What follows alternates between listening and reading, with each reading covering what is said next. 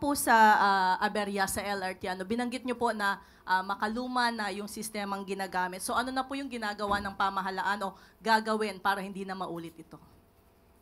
Alam nyo, hindi ganun kadaling ayusin itong mga sistemang ito.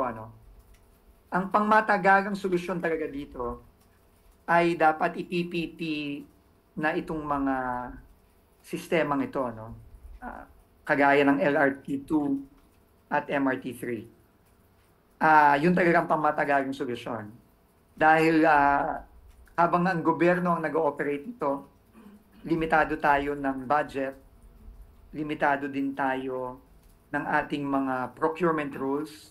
Ibig sabihin niyan, hindi ganun kabilis ang ability natin na mag-ayos nitong mga sistemang ito. Kaya yun talaga ang ultimate solution. Pero ang ginagawa natin ngayon, pinipilit nating mabilis na maayos ang mga aberya, pero nagdagdag na rin, ayon na rin sa utos ng Pangulo, ng mga paraan para kahit papano naman maibsan ng konti yung hirap ng mga kababayan natin kapag nadatnan ng mga ganitong aberya. So, for LRT2, meron tayong plan IPPP na ito sa susunod na taon.